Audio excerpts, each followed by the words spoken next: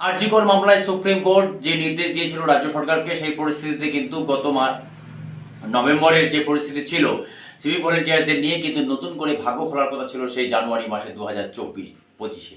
সেই পরিস্থিতিতে আজ পর্যন্ত কিন্তু সেই সিভিক ভলেন্টিয়ার্সদের যে দুর্দশা আজ পর্যন্ত কিন্তু কাটলো না। তার কারণটা হচ্ছে বেতন থেকে ট্রেনিং, ট্রেনিং থেকে পদোন্নতি এবং জুনিয়র কনস্টেবল থেকে সিভিক ভলেন্টিয়ার, সিভিক ভলেন্টিয়ার্স থেকে জুনিয়র কনস্টেবল এক বা একাধিক কিন্তু চর্চা কিন্তু ছিল। কিন্তু আজ পর্যন্ত মহামান্য সুপ্রিম কোর্ট যে বক্তব্য দিয়েছিল এবং সুপ্রিম কোর্টকে রাজ্য সরকারের উকিল আরজি কর মামলায় কপিল সিবাল যে হলফনামা জমা দিয়েছিল, সেখানে কিন্তু জানুয়ারি থেকে 3 মাসের ট্রেনিংয়ের কথা বলা ছিল। অনেকেই ভাবছিল যে হয়তো সিভিক ভলেন্টিয়ার্সদের কিন্তু সেদিন হয়তো আসছে।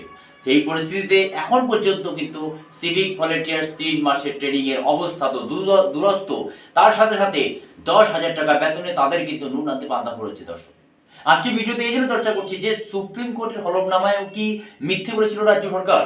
রাজ্য সরকার ইচ্ছে করলেই কিন্তু সিভিক ভলেন্টিয়ার্সদের জন্য মহামান্য সুপ্রিম কোর্টের যে যত বড় চাপের মুখে ছিল যে এই সিভিক ভলেন্টিয়ারদের চাকরি যাবে না চাকরি থাকবে, সেই পরিস্থিতিতেও কিন্তু আজ পর্যন্ত কিন্তু কোনো সিদ্ধান্ত নেয়নি নবান্ন যে সরকারিভাবে সেই সিভিক ভলেন্টিয়ারদের হবে ট্রেনিং হবে কিনা, বেতন বাড়বে কিনা, পদোন্নতি হবে কিনা। এক বা একাধিক কিন্তু প্রশ্ন তুলছিল মহামান্য সুপ্রিম কোর্ট। প্রথমত কি বলেছিল যে বেতন, তারপরে বলেছিল কি নিয়োগ, তারপরে বলেছিল কি শিক্ষাগত যোগ্যতা এবং কার নির্দেশে নিয়োগ সিভিক ভলেন্টিয়ারদের। এক বা একাধিক মামলার কিন্তু এই প্রশ্ন কিন্তু করেছিল মহামান্য সুপ্রিম কোর্ট আরজি কর মামলার শুনানি করতে গিয়ে। কিন্তু আজ পর্যন্ত সেই সিভিক ভলেন্টিয়ারদের দুর্দশা কোথায় দাঁড়িয়ে আছে সেটা কিন্তু বলবার অপেক্ষা রাখছে না। তার কারণটা হচ্ছে যে 10,000 টাকা বেতন, ভাবতে পারছেন না তার সংসার চলবে, না সে কোথাও ঘুরতে যেতে পারবে, না তার জীবনে উন্নতি হবে। এক বা একাধিক কাণ্ডে কিন্তু এন্ড অফ দ্য ডে তার সিভিক ভলেন্টিয়ারদের জীবন কিন্তু একদম এমন একটি জায়গায় গিয়ে থেমে আছে। সিভিক ভলেন্টিয়ারদের কিন্তু চিন্তা হচ্ছে আগামীতে ভবিষ্যৎ তারা কোথায় যাবে বা তাদের কি হবে। এক বা একাধিক বিষয় তাদের মধ্যে কিন্তু বিতর্ক রয়েছে।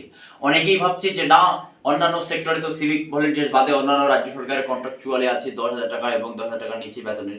একটা যে বিষয় আমাদের মাথায় রাখতে হবে, সিভিক ভলেন্টিয়ার্সটা কিন্তু law and order take up করে। ফলে বিভিন্ন যে যত বাৎসরিক অনুষ্ঠান থেকে শুরু করে বিভিন্ন জায়গায় কিন্তু অন্যান্য দপ্তরে দিনের পর দিন দপ্তর বন্ধ থাকে এবং তারা কিন্তু ছুটি পান। কিন্তু সিভিক ভলেন্টিয়ার্সরা শীত, গ্রীষ্ম, বর্ষা, সিভিক ভলেন্টিয়ার্স বর্ষা আজ এ পর্যন্তই।